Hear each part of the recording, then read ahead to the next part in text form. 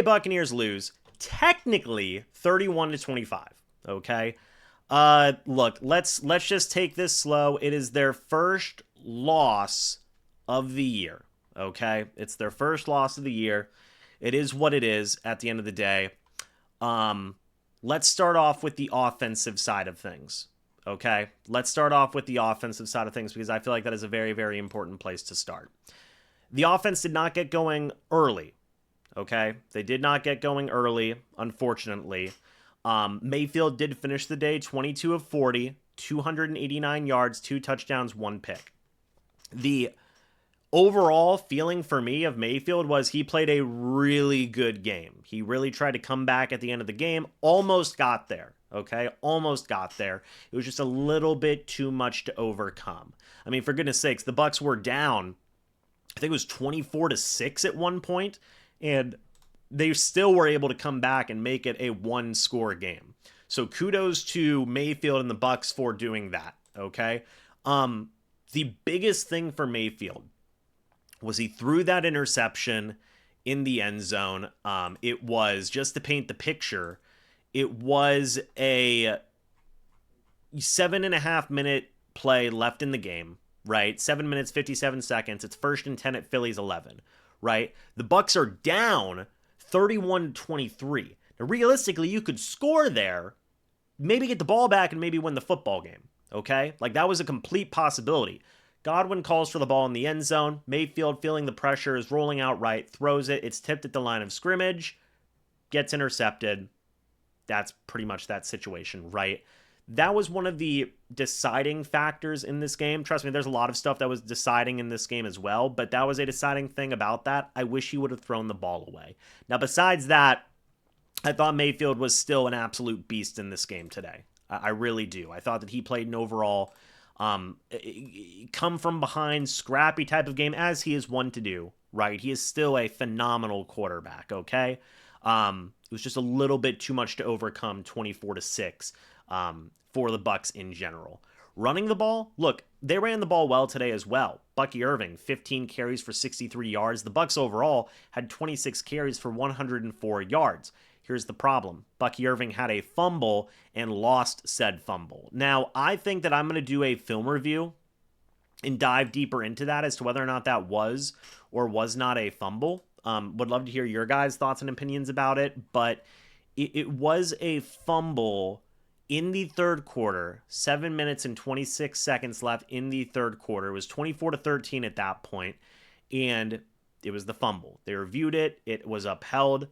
The Eagles scored a touchdown off of said fumble because they got the ball to start at the Bucs 25-yard line. That was a big, crucial missed play as well. And it's just a couple of mistakes like that, right? Whenever you are playing a team like the Eagles that can doom you. We talked about this. You needed to play mistake-free football, and unfortunately, the Bucs just made one or two many mistakes, right? And that is really unfortunate, but that's what happens in these types of games. Now, aside from those moments, Baker Mayfield, Bucky Irving, and the Bucs offense had some good moments in there as well. Look, Mayfield had a 72-yard touchdown to Bucky Irving, had a 77-yard touchdown to Emeka Egbuka, his first game with over 100 receiving yards.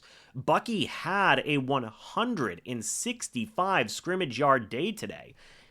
Just a couple of mistakes that can doom you, right? Just a couple of mistakes that can doom you. There is one more that we'll talk about in a little bit here as well. The offensive line, I thought, certainly looked better with Wirfs back in the fold. There was some moments where they certainly gave up some really badly timed pressure, especially later on in the game as well. But at the end of the day, I felt like the offense, looked a whole heck of a lot better in the second half than in the first half, okay? That is just the fact of the matter. Defensively here for the Bucs, look, they honestly, I thought, played a decent game defensively. Jalen Hurts was 15 of 24, 130 yards and 2 touchdowns, no picks. That's not a great stat line. Running the ball, the Eagles had 32 carries for 88 yards and a touchdown, 2.8 yards per carry. Now, well, I guess I should take away that Braden Mann had a negative 34-yard run in this game. So whenever you factor that into the equation, apologies. Yeah, they did have a much better day running the football. It's actually like 31 carries for over 100 yards and a touchdown. So take that under consideration. The Bucs run defense was not superb today. They did hold Saquon Barkley in check. He had 19 carries for 43 yards, 2.3 yards per carry, but Hurts in his running ability, 9 carries, 62 yards. We didn't see a single tush push in this game. We actually saw a fake tush push that resulted in a Saquon Barkley touchdown. In terms of the actual, like, going up against the running backs run defense, it was good, but they can't do well against running quarterbacks, and it is what it is. I thought they did a very excellent job of keeping Devonta Smith as well as A.J. Brown in check today. A.J. Brown, 9 targets, 2 catches, 7 yards. Great job by Benjamin Morrison and Jamel Dean. He left the game with injury. We'll see what that situation was. And Zion McCollum. Devonta Smith, 2 targets, 2 catches for 29 yards. Really, the defense was solid overall, besides the fact that they couldn't stop Hurts' running ability. And that was sustaining drives. That was getting them opportunities where they were able to go out there and make some plays and things along those lines. And it just wasn't enough. Now, Vita Vea did have 2 sacks. He looked awesome. Getting worried about Levante. Not getting worried. I am worried about Levante David. He, again, was either a ghost in this game or was missing arm tackles. It is not a good start to the year for Levante David right now. Point blank, period. Simple as that. I don't know if Servassier Dennis made another goof in this game. I feel like he did. I may go back and re-look at it, but there was like a 29-yard scramble in this game where Dennis was kind of in between covering Saquon Barkley and possibly going after Jalen Hurts, who was looking like he was going to scramble, and Servassier Dennis turned his back to Jalen Hurts and started running down the field with Saquon Barkley. Well, Servassier Dennis was the only one on that side of the field, so it did lead to some problems, right? It did lead to some problems there. Real quick, guys, I do want to say shout out to Sleeper, the proud sponsor of this channel. If you guys do use the code MrBucs, you guys will get a $100 deposit match up to $100. Again, that is whenever you use the code MrBucs. Guys, make sure you go download the #1 sports app today and enjoy sports the way it was meant to be. That is together. Now, back to what I was talking about regarding the mistakes the Bucs made today. One of the biggest mistakes the Bucs made was in special teams. And I'm not talking about, the return game. Look, Cameron Johnson looked phenomenal today. 6 punt returns for 100 yards. He had a long return of 46 yards. He had a pretty darn good day today. Even in kick returning was fine as well. Chase McLaughlin literally kicked the second longest field goal in NFL history, the longest field goal in Bucs history. He had a 65-yarder and a 58-yarder in this game.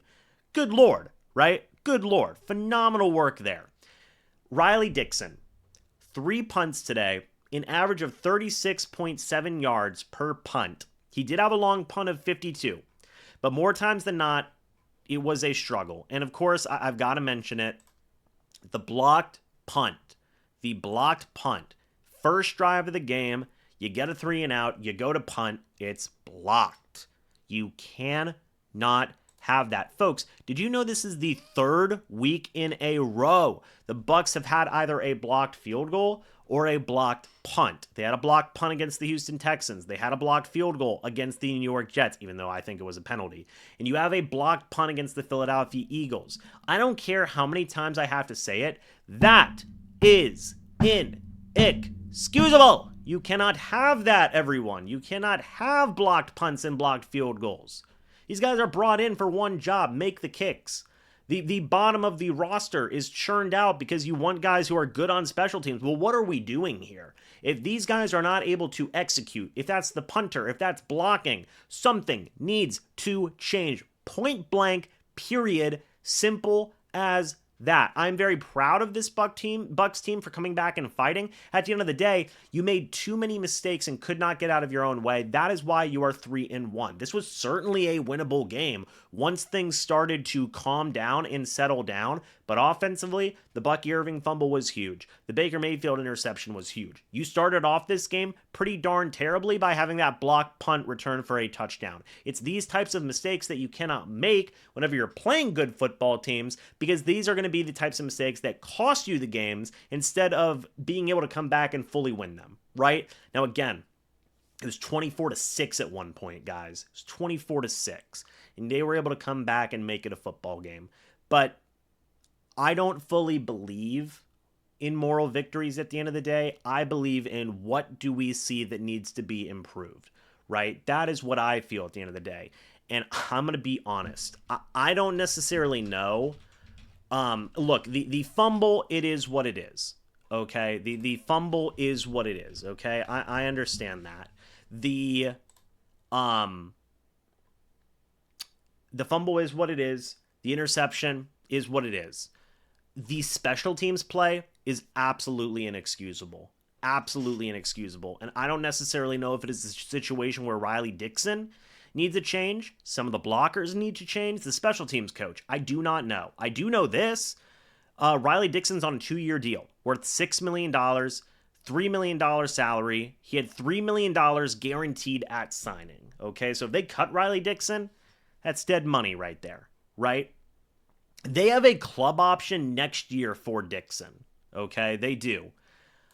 I would say, depending on what you personally believe is the problem, at minimum, the Bucs work out some punters. At minimum, I think, or work out some other special teams players kind of churning out that bottom of the roster, because simple as this, the execution is not there special teams wise. And we talked about it where, hey, this is going to start turning into a situation where from it not costing you games to it costing you games. And this was in part a big reason that partially costed them the game. People said the Bucky Irving thing might not have been a fumble. I agree. I don't think it was a fumble. I'll talk about that later this week in a video. I understand the interception was tipped. I get all of that, right? It's just unfortunate mistakes, right? It's unfortunate mistakes. The punt, it's inexcusable, man. That is inexcusable. You can't have 3 blocked kicks week to week to week. You cannot have that. So I don't know what the solution is here, man. I don't know if it's going to be something where you fire the special teams coordinator or you bring in a different punter or anything along those lines. I do not know. But I do know this. I'm sick and tired of seeing special teams gaffes, special teams issues 3 weeks in a row. It's inexcusable. Inexcusable. And we need to see something change.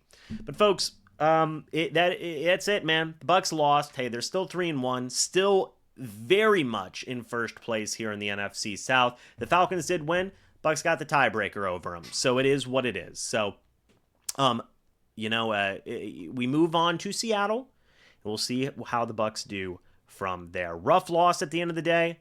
You do know what you need to improve on. And after a game like this where it was winnable, but you couldn't get out of your own way, you need to fix those mistakes. Point blank, simple as that.